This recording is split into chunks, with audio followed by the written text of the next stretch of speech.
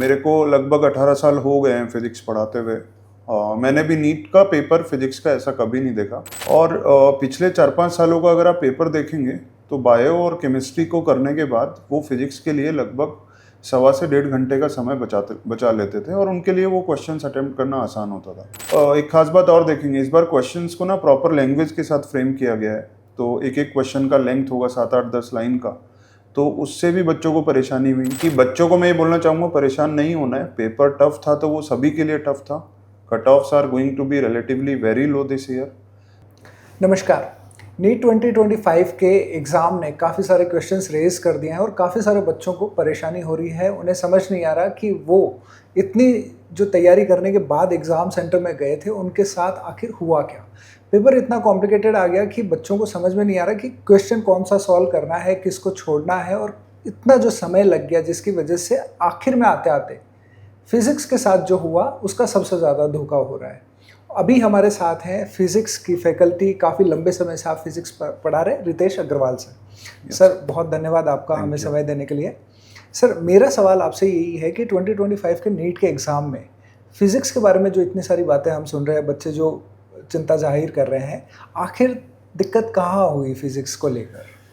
तो सबसे पहले ऐसे स्टार्ट करते हैं कि जनरली बच्चे बायो सेक्शन सबसे पहले अटेम्प्ट करते हैं, फिर केमिस्ट्री और लास्ट में फिजिक्स अटेम्प्ट करते हैं। ये मेजॉरिटी फ्रैक्शन ऑफ स्टूडेंट्स का ही पैटर्न होता है जी। और पिछले 4-5 सालों का अगर आप पेपर देखेंगे तो बायो और केमिस्ट्री को करने के बाद वो फिजिक्स के लिए लगभग सवा से 1.5 घंटे का समय बचा लेते थे और उनके लिए वो क्वेश्चंस अटेम्प्ट करना आसान होता था। इस बार बायो और केमिस्ट्री भी थोड़ा लेंथी था, तो जब तक बच्चा फिजिक्स तक पहुंचा उसके पास समय की कमी थी।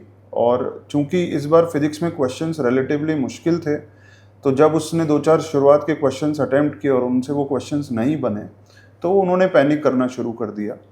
अगर आप एक खास बात और देखेंगे, इस बार क्वेश्चंस को ना प्रॉपर लैंग्वेज के साथ फ्रेम किया गया है।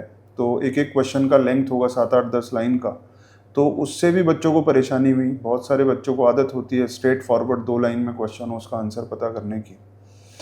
And the second important thing is yes, इस बार एप्लीकेशन पार्ट पे थोड़ा डिफ़िकल्ट क्वेश्चंस फ्रेम किए गए फिजिक्स में भी।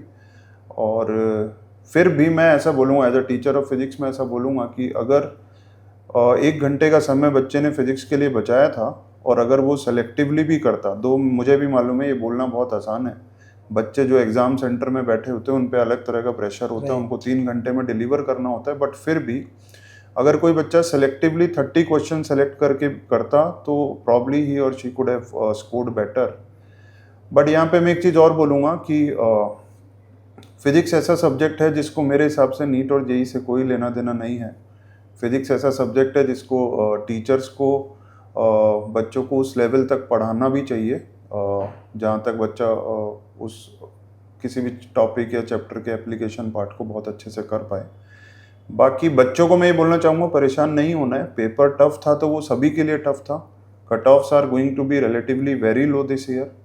अभी एग्जैक्टली प्रेडिक्ट करना थोड़ा मुश्किल है, लेकिन फिर भी मुझे लगता है कि पिछले सालों की तुलना में कट ऑफ्स बहुत बहुत नीचे जा रहे हैं इस बार। तो जिन बच्चों ने डिसेंटली भी अच्छा किया है they are going to get government medical colleges this year also. और परेशान नहीं होना है। हाँ, बच्चों के लिए अनएक्सपेक्टेड था क्योंकि पिछले 4-5 सालों से जो वो PYQ सॉल्व कर रहे थे वैसा कोई पैटर्न नहीं मिला हमें। रिलेटिवली डिफ़िकल्ट पेपर हमें मिला और उसके लिए बच्चे कहीं ना कहीं मेंटली उतना प्रिपेयर्ड नहीं थे। बहुत सारे बच्चों के लिए ये एक सरप्राइज बॉक्स था, अचानक से खुला उनके सामने और वो फंबल कर गए।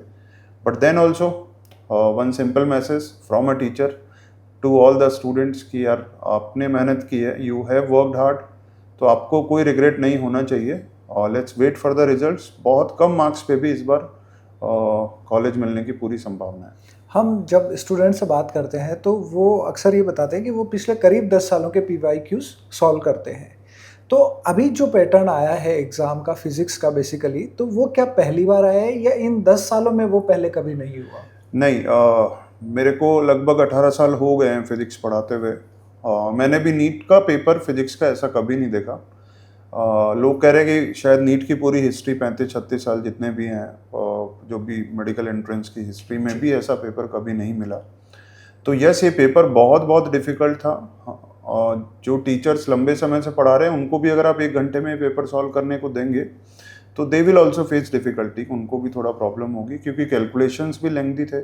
अगर बच्चा किसी एक पर्टिकुलर सवाल में अटक गया और उसमें उसने 4-5 मिनट लगा दिए क्योंकि उसको ये भरोसा है कि उसको वो क्वेश्चन का कॉन्सेप्ट आता है, वो कर लेगा उसको, लेकिन चूंकि कैलकुलेशन इतना लेंथी है कि अगर उसमें 4-5 मिनट लग गए तो फिर for rest of the questions वो पैनिक करेगा ही करेगा। तो अगर हम बच्चे के फ्रेम में जाके सोचें तो ये पेपर सच में बहुत डिफिकल्ट था, बट मैं बार बार एक चीज़ रिपीट कर रहा हूँ, पेपर डिफिकल्ट था तो ये सभी के लिए डिफिकल्ट था। बिल्कुल। अगर आप टोटल मार्क्स की भी बात करेंगे तो आप मान के चलिए लगभग 100 से लेकर 140 मार्क्स का करेक्शन होगा हर बच्चे के स्कोर में। जो बच्चा सोच के गया था कि मैं 650 तक पहुंच रहा हूँ, वो कहीं ना कहीं 500 से 550 के बीच में लैंड कर रहा है, और ये लगभग सभी बच्चों के साथ हुआ है। तो कट ऑफ्स बहुत नीचे जाने वाले हैं। और हाँ, फिजिक्स के लिए मैं यही बोलूँगा कि जो भी बच्चे those who are preparing for coming year NEET next year 2026 में जिनको लिखना है, so it is not like कि एनटीए या कोई भी संस्था जो ये पेपर बना रही है वो सेम पेपर या सेम डिफ़िकल्टी लेवल रिपीट करेगी। हो सकता है ऐसा ही पेपर मिले हमें, हो सकता है इससे आसान पेपर आ जाए, बट हाँ, जो भी बच्चे अपना तैयारी कर रहे हैं वो किसी भी चैप्टर को, किसी भी टॉपिक को बहुत इन डेप्थ पढ़ाई करें, बहुत सारे अच्छे क्वेश्चंस का प्रैक्टिस करें, और साल भर, अब मैं अगर नीट 2026 की बात करूं तो साल भर की जर्नी में कोशिश करें कि बहुत सारे टेस्ट पेपर ऐसे लिखें जहां पे क्वेश्चंस का लेवल थोड़ा डिफ़िकल्ट हो, ताकि वो टेम्परामेंट डेवलप हो। फाइनली अगर ऐसा कुछ रिपीट भी होता है तो बच्चे उसके लिए मेंटली प्रिपेयर्ड हो। तो अगर ये रिपीट होने वाला है तो फिर जो फैकल्टीज़ हैं जो अभी सब पढ़ा रही हैं, उनको अपनी अप्रोच में कितना बदलाव लाने की ज़रूरत है? यस, फैकल्टीज़ के लिए भी मेरा यही कहना है कि देखिए, पिछले सालों में 5-6 साल से जो पेपर्स आ रहे थे उसके हिसाब से अगर कोई टीचर बहुत डिफ़िकल्ट क्वेश्चंस भी क्लास में डिलीवर करता था ना, तो मैं तो ये फेस कर चुका हूँ, तो बच्चों की तरफ से भी ये आता था कि सर क्या ये सवाल आएगा पेपर में, आप क्यों पढ़ा रहे हैं?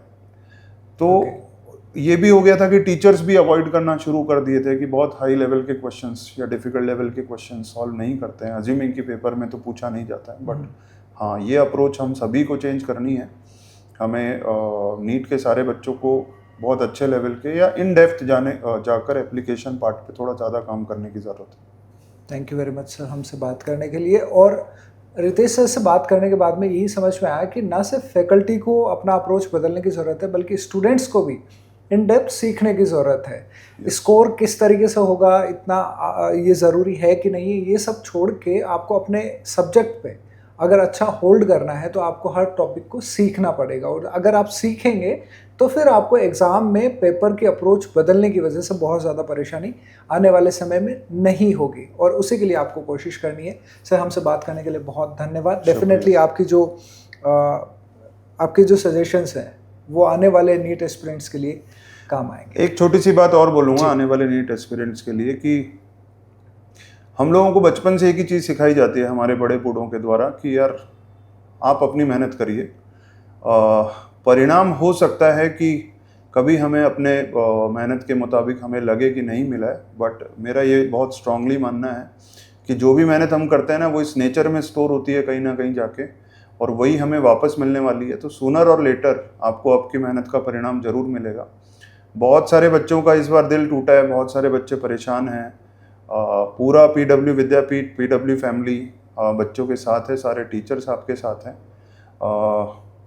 पहले तो वेट करिए रिजल्ट का, because as I said earlier also बहुत कम मार्क्स पे गवर्नमेंट मेडिकल कॉलेजेस मिलेंगे, और मान लेते हैं उसमें भी कहीं चूकते हैं हम, तो आप अपने टीचर से मिलिए, अपने पेरेंट्स से बात करिए, और आराम से कोई ना कोई रास्ता हम फिर से ढूंढने की कोशिश करेंगे। शुक्रिया। Thank you sir. आप अपना एक्सपेक्टेड स्कोर कमेंट ज़रूर करिएगा। Thank you. Thank you.